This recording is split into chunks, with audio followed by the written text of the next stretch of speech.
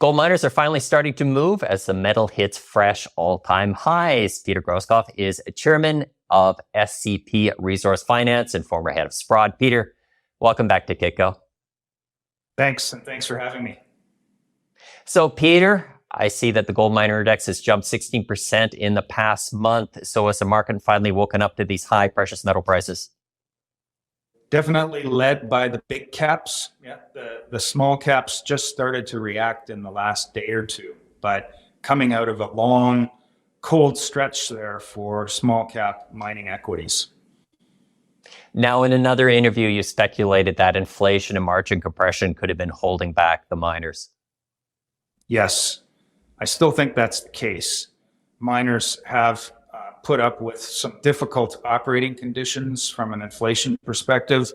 Projects are taking longer, they're more expensive to build, and it took a while for both companies and their shareholders to digest what margins would be in this kind of environment. Now, in another interview, and let's just stick with the senior miners here, in another interview you said that, quote, the groundwork has been laid for more consolidation in the space. Obviously, the big move last year was number one, Newmont taking out Newcrest. This month, we also saw Alamos take out Argonaut for $325 million. Yeah, and I think that's going to continue to be the case. In fact, I think we're just getting started. Deals in the mining space are difficult to consummate. There's technical risks that need to be assessed and are always changing. And then there's personalities as well. So those aspects are still going to be challenges, but there's an underlying very compelling logic to putting mines together now, and that is larger miners enjoy an unbelievably lower cost of capital than the small caps. In fact, you might argue small caps have been devoid of capital for the last couple of years. They've just not been able to raise large amounts of money. Now, expand on that. If you're somebody that you're seeing that your stock prices are going up and that we're in a good gold environment, is that going to be less likely to catalyze some of these M&A actions? Or are we just, as you say, again, there's going to be more easier access to capital, so that should favor that there should be more M&A? I think it's not going to change. The underlying rationale that I mentioned, the cost of capital, the fact that a larger mining company can field a greater team of experts to handle the environment and labor and everything else that they need to in this environment. Those deals are being looked at. They're being looked at for the underlying logic of putting these industrial complexes together. And I don't think that's going to change whether the markets are going up or down. Now, you mentioned that the large miners are moving. Could we talk about the rest of the sector, though, Peter? How are the development and exploration companies look? They've had a bad couple of months. Well, I've been in the business for 35 years, and I can truthfully say there's not very many months that were as bad as November and December. I think the juniors were literally no bid during that time, and it is coming back now. So you see, just in the last 4 or 5 trading days, a lot of offers have been lifted and bids have been increased. So you're getting these stocks jumping by 10 or 20% all of a sudden. That's usually a technical sign that it's game on again. You've got the momentum money moving from the large caps now back into the small caps, which are unbelievably well valued and discounted compared to anything else in the market right now. Peter, let's turn to critical minerals and your vantage point from SCP. Are you metal agnostic in this environment, or are there metals that you're avoiding at critical minerals? Well, in SCP, we are a mining boutique, so we cover all minerals, and there have been great interest in decarbonization minerals. It's a growing industry, and it's going to be here for a long time in growth mode.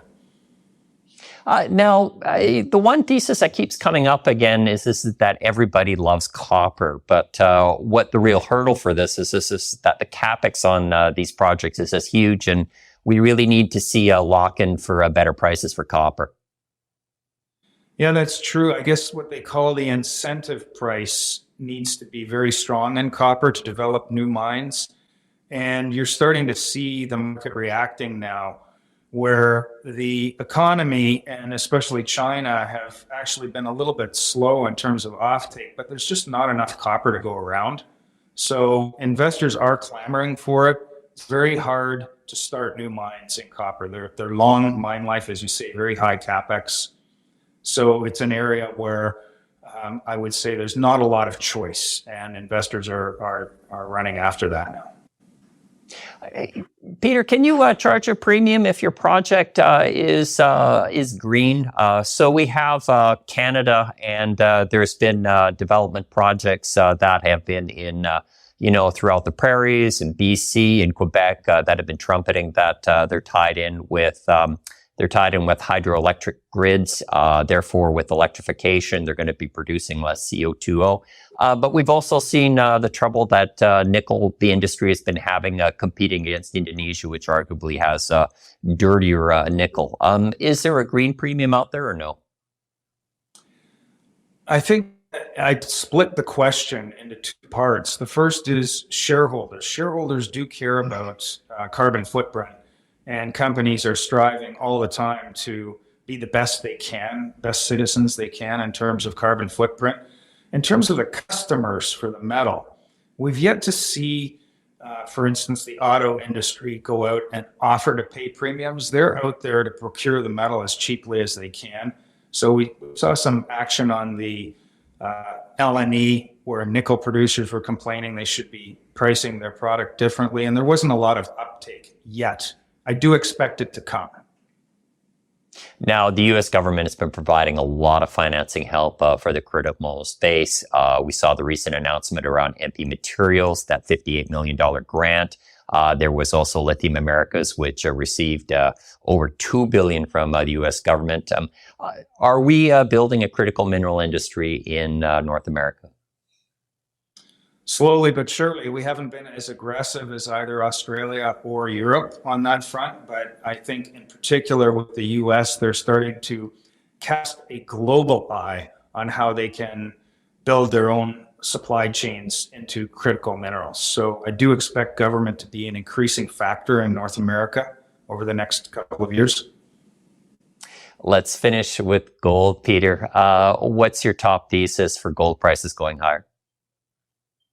Well, there's just too much debt in the world. Governments have built up these deficits and debts to the point where they actually do matter. And over the last couple of years, it's been a bit calm and complacent. But the sheer size of the U.S. fiscal deficit now, and whether or not they have control over that, is starting to trouble investors. Investors are adding gold as a hedge to that. And I think the thesis is still, you have two choices to get out of this debt predicament. One of them is to deflate and face a financial crisis, which I don't think anybody expects. And the other one is to inflate. And gold holds its own, and it's been showing to hold its own even in an environment of rising rates in that kind of a world where deficits and debts are just too big. Peter, thanks for your time. Thank you. My name is Michael McRae. You're watching Kitco Mining.